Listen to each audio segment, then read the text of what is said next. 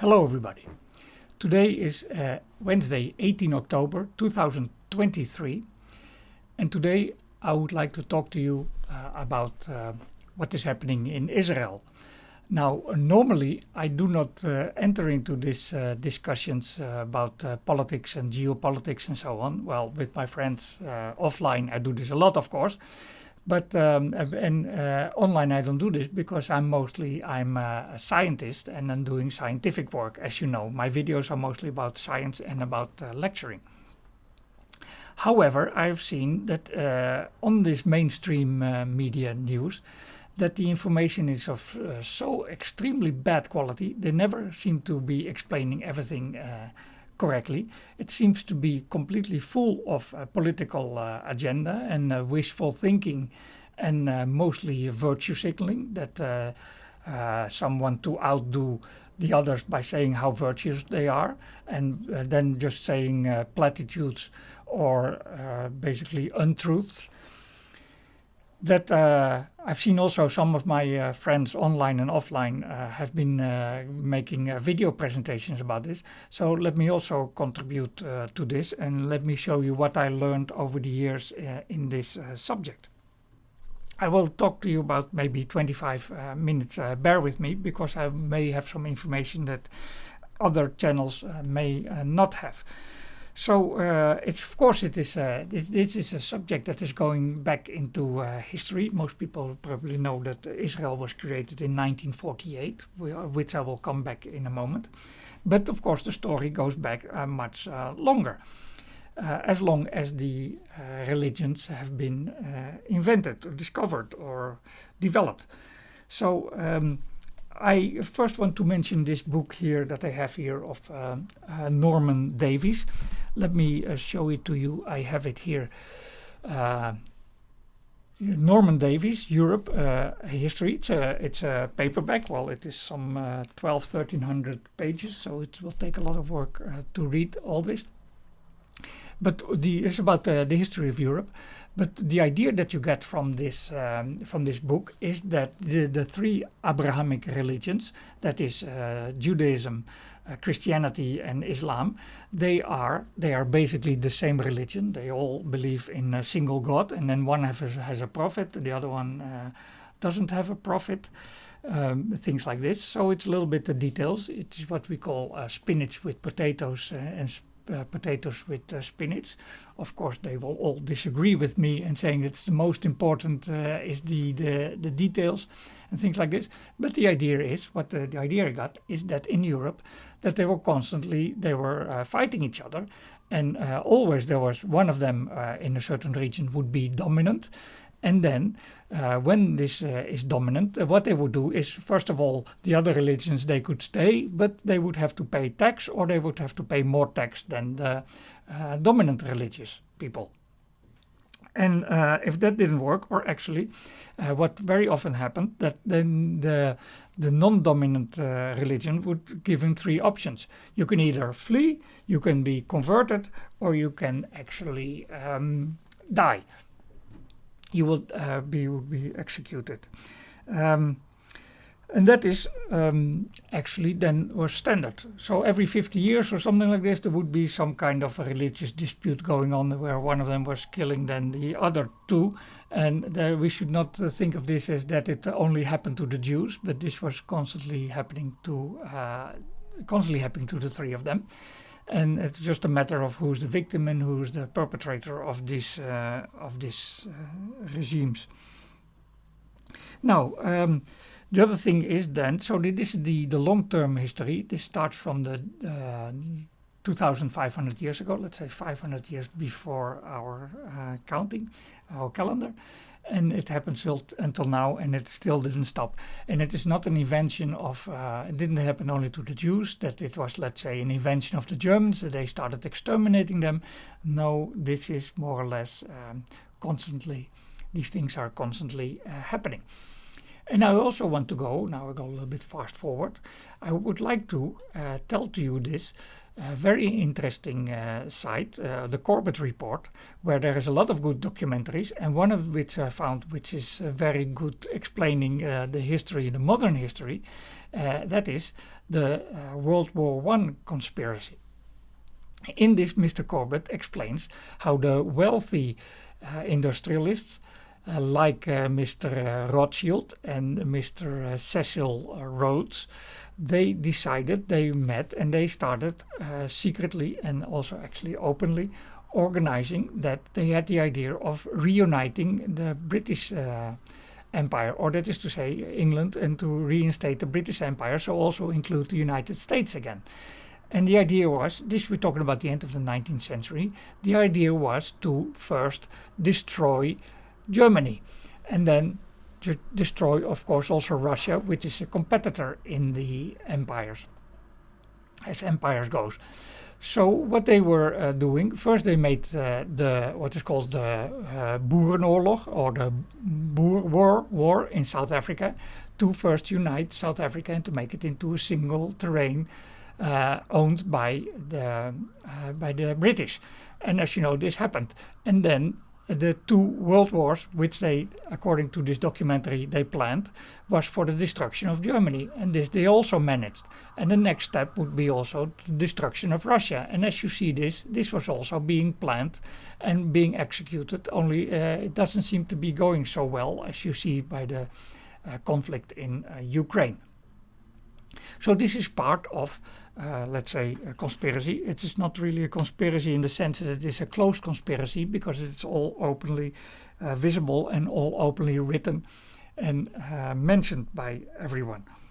But I recommend Mr. Corbett for more background information, and I recommend the book of Norman Davies for general about history. Fast forward, in 1948, the State of Israel was created. So this started here as on the left. They decided to occupy the territory of Palestine. And that is strange, because there were already people living there. And then it is strange that you just say like, oh, we're going to use this as our territory. The idea was that the Jews were always persecuted in the last time, and they needed a safe place where they could live in safety and harmony. Well, that's of course very noble. Nobody can have something against it, except that when you do this, that the other people living there are basically immediately degraded into second rank citizens. They have become what the Germans called Untermenschen, and the Jews living there are what the Germans called, the Nazis called Übermenschen. So the similarity is very great between what Israel is doing now and what Germany was doing in World War II, namely dividing the people into good people and bad people.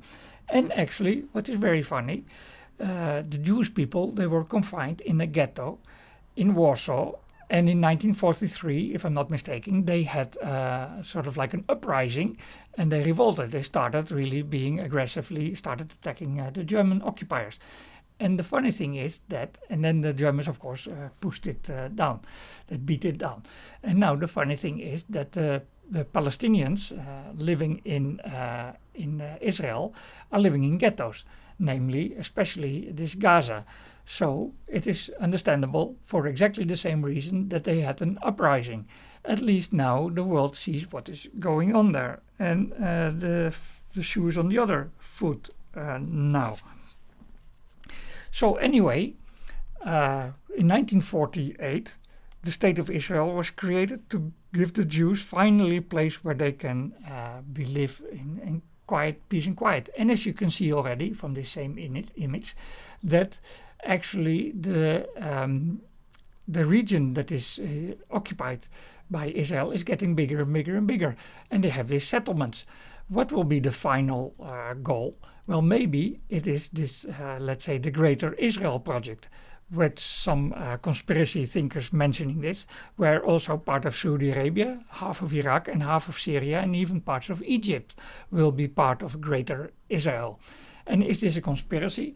Well, I would say that every country, every region, every state has conspiracies, because they start first in the first stage, they are basically surviving, and then later they become comfortable. And when they become comfortable, the people actually will demand some kind of expansion, because apparently when you're doing so well, you are morally superior to the others, or technologically superior, and therefore you have the moral obligation to impose your higher morality to the rest of the world. So these are the kind of reasoning that is normally going on in empires. So any state first survives, then is comfortable, and then start expanding. So if Israel becomes comfortable, sooner or later they will do this. The same like, for instance, the United States. They were first surviving, being independent from England, and then they started being comfortable for about a century, and then they start becoming imperialist. And other countries, like Russia at this moment, is surviving. They were nearly dead and buried. They survived, and they are now still in the stage of survival. And when they do this, then for some decades they will be comfortable, and then they will also start having imperialist aspirations again. So that is not something strange. That is actually what is going on. Anyway, 1948, the State of Israel was created. And then we have a very strange situation, because I have to explain this on basis of this map which I made.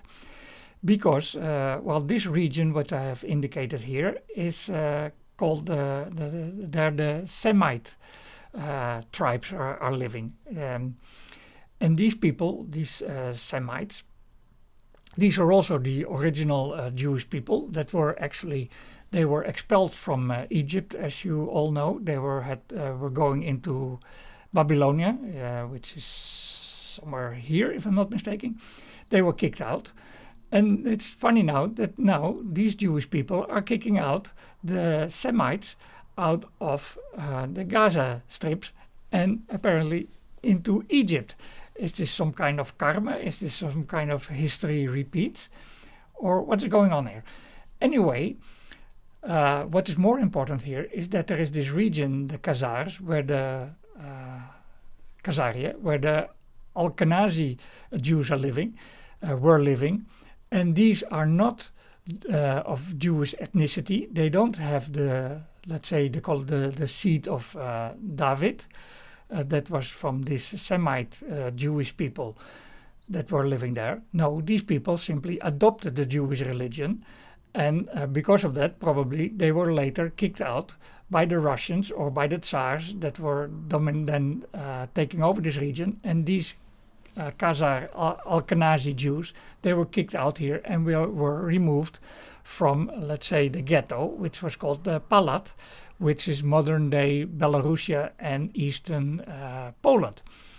And from there, of course, they were also oppressed for the same reason that the Abrahamic religions, they never tolerate the other two. So they were also being discriminated there in this Palat region, and they moved on to Germany. And that is why these Jewish people that come from these Khazar regions, they actually speak Yiddish. And Yiddish is a mixture of Russian, that is here, German, where they lived for a long time, and Hebrew, because their teachers, of course, they were reading the scripture, and that was in Hebrew. So their Yiddish language is actually a mixture of these. And they organized, they went to do Zionism, and they created then a state for themselves, and they moved. So this non-Semitic people, the Khazari Jews, they went into the Semite lands and occupied the lands of the Semite people. And if you don't agree to this, actually, which is funny, which is then you're called anti-Semitic, which is, and actually this Khazar Jews have a word for that, a Yiddish word, it's called a chutzpah. And this chutzpah means that you're actually being anti-Semitic if you defend the rights of the Semitic people. So let's go forward. Backward. 1948, the Jewish state was created. What was it based on? Well, let me go here to the first Zionist Congress. The idea of creating Israel, or a state for itself, for Jews only, is called Zionism, and they wound up in Palestine. And one should think that it was not always the case that it definitely would be Palestine. They also thought that about Patagonia, to go to Patagonia, or even, as the Germans suggested, to go to Madagascar, which was also, there were people living there, but they were, I guess, not relevant. So this, we're talking here about 1897. 1897. There was the end of the 19th century, so the same as this World War I conspiracy, there was, by the same people, there was the first Zionist Congress in which they said, like, we should make a state for only the Jews, led by Theodor Herzl, and they created then this idea. This is what kicked off Zionism. Also, the conference was covered by the international press, making a significant impression, of course, and publicity subsequently inspired the anti-Semitic forgery, the Protocols of the Elders of Zion. Well, anti-Semitic, yes, like always, the Abrahamic religions, they're always fighting the others and calling names to the others. So, yes, I could call this anti-Semitic. That is to say, anti-Jewish, not anti-Semitic, because they have nothing against the Palestine people. And if it's a forgery, well, you tell me. The document exists. I have it here. I read it. Yes, it is full of some kind of conspiracy. That's true. That the Jews will take over the world, and it is written there in a lot of steps. Is this a conspiracy? Is this true? Well, I told you already. Any state is constantly busy taking over the world. Everybody is basically constantly doing this kind of conspiracies. And look here, some kind of Zionist takeover world, some kind of conspiracy. Here we have Baruch Levy, who wrote to Karl Marx, so let's say a private communication.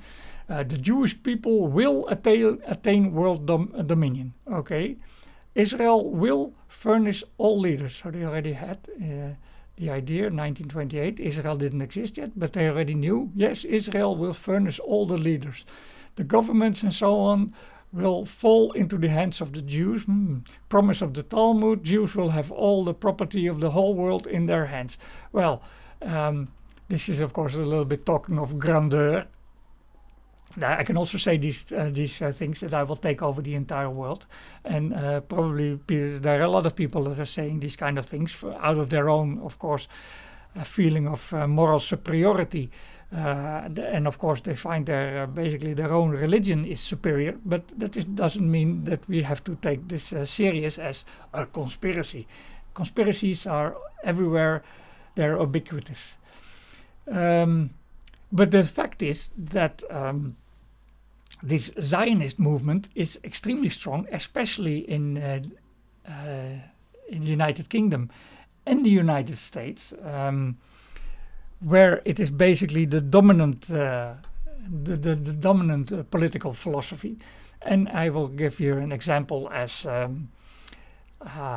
Hillary Clinton, who said in her, when she wanted to be elected as President of the United States, she basically said when she went to the AIPAC meetings. AIPAC meetings in the United States is the Zionist movements. They hold talks every year.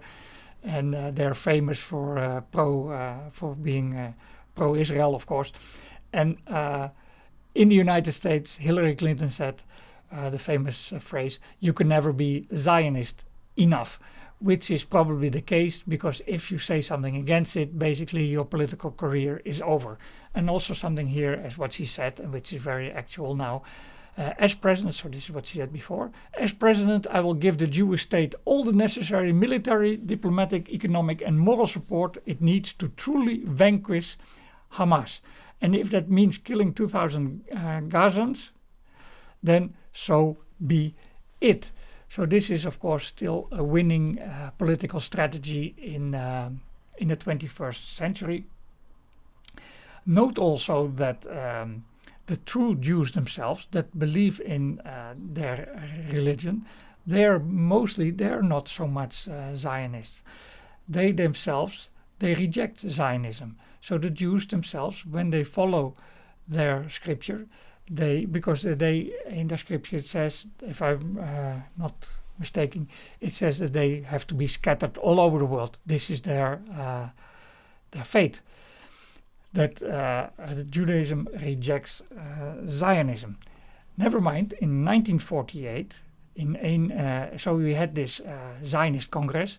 Zionist is the political movement of creating a state only for the Jews, so a state of apartheid where only the Jews are superior citizens and the others are either kicked out or they are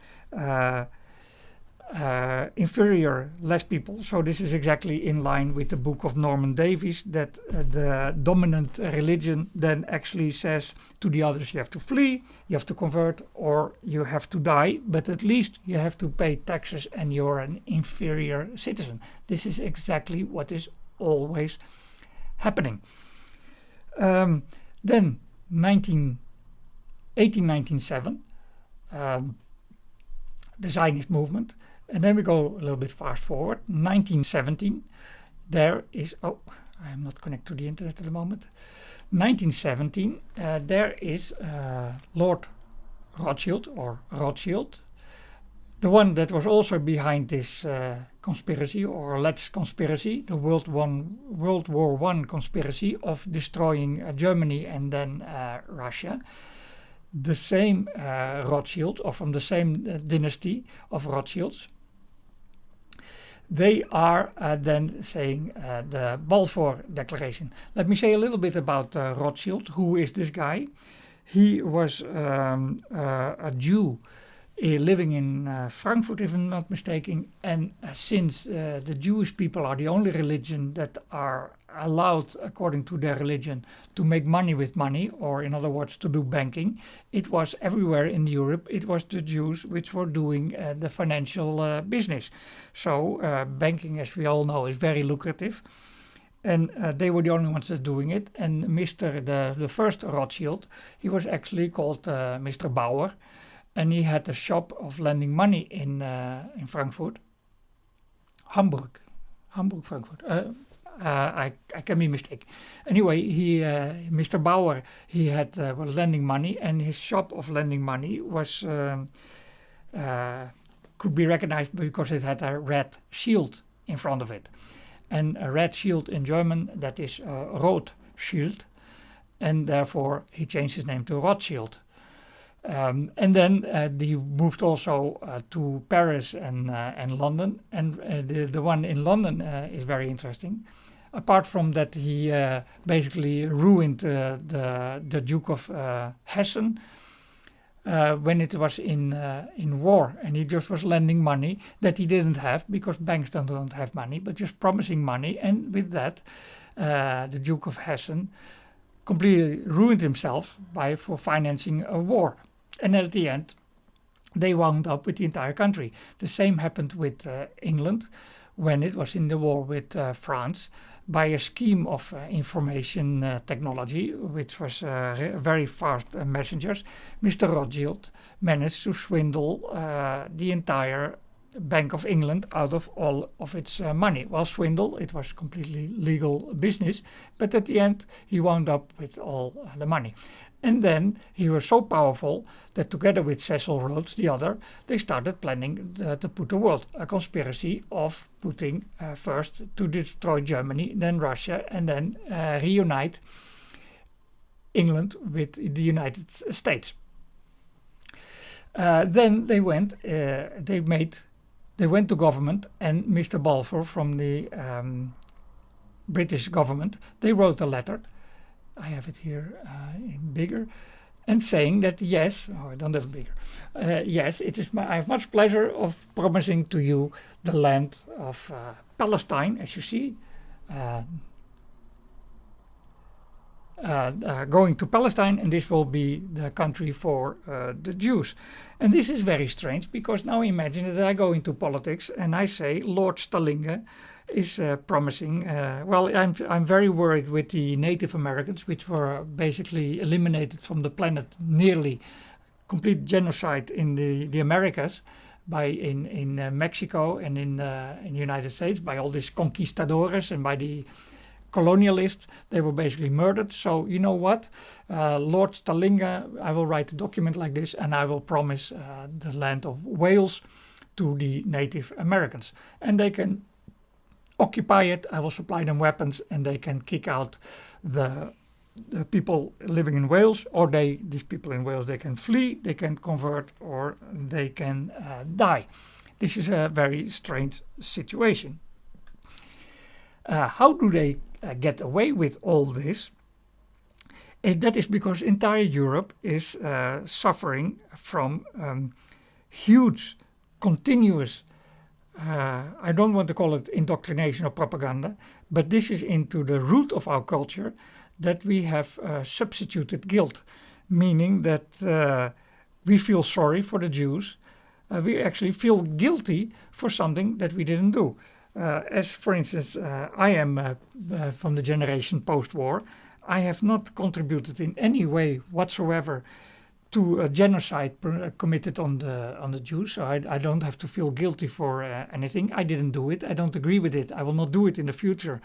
And I also don't like these kind of things. But somehow I must feel guilty for that it happened. And it was my mistake somehow. And because I'm such a guilty person full of these kind of sins, I have to tolerate the creation of Israel as an apartheid state and let them do with the local population, the Semites, whatever they want. And that they get away with it because of substituted guilt. And if you say something against it, you're called an anti-Semite. And if you're an anti-Semite, then in the world, in the Western world, you are basically, it's end of your career. Not only your political career, but probably also your scientific career. Let it be stated that I am not anti-Semitic. First of all, I don't care about other people's religions. They can believe what they want. And second, the idea of that there exists such a thing as a Jewish ethnicity or other ethnicities or something like this, that there exists something like races, is ridiculous. Because we are, humanity is a melting pot and we are all mixed. To give you an example, I'm from my background is mostly from Friesland. But even there in Friesland, which is quite isolated, there is a lot of Jewish genetic material, especially from the Ashkenazi Jews from Russia. So if I'm anti-Semitic and would be anti-Jewish, the anti-Jewish race, I would be anti-myself, which would be a little bit strange. So that is not the case. So the religion is people should believe what I want, and the race, it simply doesn't even exist. But I'm very much against the Zionist movement because that creates a state of apartheid. Just the same like in South Africa, where the black people, they were considered Untermenschen, as the Germans called it, and the white people were Übermenschen, as the Nazis in Germany called it. And the same like in Germany, where the Jews were the Untermenschen and the Aryans were Übermenschen. This kind of things is not my ideology and I completely reject it. And that is, of course, then also why I'm an anti-Zionist, while I'm not an anti-Semite. Now, that is basically the things that I wanted to say. Let's see, I said already to you that the Jews themselves are against it. Let me also show to you that also Mr. Einstein, two famous Jews, Albert Einstein and Hannah Arendt, they also said that be careful because it is becoming the case that Israel is rapidly becoming a fascist state. Or exactly the exact reason why they were created is the thing that they are becoming. They are becoming the things that they were angry about. True Jews, actually, they don't agree. The religious Jews, they don't agree with Zionism. As you see, Netanyahu, go home. You don't represent Jews or Judaism. Israel is not a Jewish state. Okay, yes, you see this. And, well, I think I have now already told you. Yes, I told you about everything. So I hope you enjoyed this kind of talk that I've given. I want to tell you that that now these Palestinians which are living in Gaza, they're living in a ghetto which is not very nice, because the Jews, they should know better. They fled from Nazi Germany, where, for instance, in Warsaw, they were living in a ghetto, and they were kicked out. They had an uprising, and it was put down by the Germans, and now they are creating a ghetto in Gaza. And of course, these people living in Gaza, living in a ghetto, they will have an uprising. This is not to justify actually terrorism, because don't forget that citizens, 95% of the citizens, they don't care at all about all this geopolitics and about conspiracies and so on. They don't even, most of them, they don't even care about religion. They mostly, the only thing they want is to be able to live a life and to be able to procure some happiness. So if you do terrorist attacks on these people, even if they're in Israel and even if they're Jewish, or if you're doing terrorist attacks in Palestine and even if they are Arabs or Islamic people, that doesn't mean that you can kill them. Everybody has the right to live in peace. So I hope you enjoyed this video, and I hope you learned something, because a lot of these things which I say here I didn't see in mainstream media, and that's why I decided to give you this presentation. So hope you enjoyed it and have a nice day.